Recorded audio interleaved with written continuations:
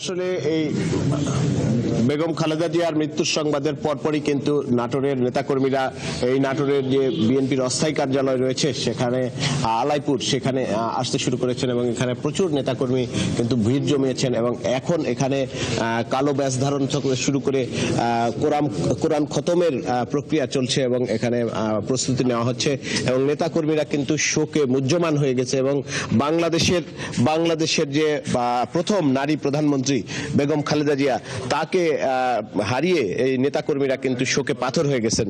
আমরা একটু রুহুল কুদ্দুস তালুকদার দুলু, যিনি বিএনপির কেন্দ্রীয় কমিটির নেতা, তার কাছে শুনবো যে কি ধরনের কর্মসূচি আপনারা নিয়েছেন। আপনারা তো অবগত হয়েছেন, অলরেডি আমরা কোরআন তেলাওয়াত 7 দিন ব্যাপী কোরআন খানি শুরু হয়েছে।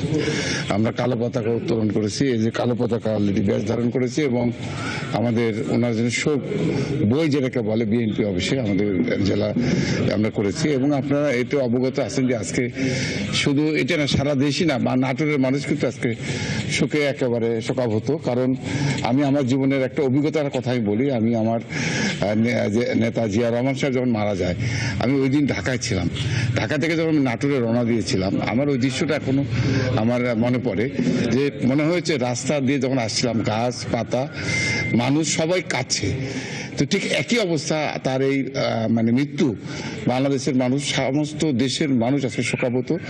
আমি মনে করি তার এই অনুপস্থিতি, তার এই শূন্যতা আজকে বাংলাদেশের বিএনপি তো অভিভাবকও আমরা হারিয়েছি এবং বাংলাদেশের মানুষ যে ঐক্যের প্রতীক, যার উপর মানুষ নির্ভর করতেন, আজকে যে যারা সরকারে আছে তারাও কিন্তু বিশ্বাস করতেন এবং সরকারের বাইরে যারা আছেন তারা মনে করতেন যে বেগম খালেদা জিয়া বাংলাদেশের মানুষের ঐক্যের প্রতীক। তার এই শূন্যস্থান আর আগামী কখনো পূরণ হবে কিনা জানি না। তবে আমি এটুকু আপনার মাধ্যমে দেশের মানুষকে বলতে চাই, 1982 সালে 24শে মার্চ যেদিন বিএনপির কাছ থেকে ক্ষমতা কেড়ে নেয়, তখন অনেক বিএনপির মন্ত্রীরা ওনাকে ছেড়ে চলে গিয়েছিলেন।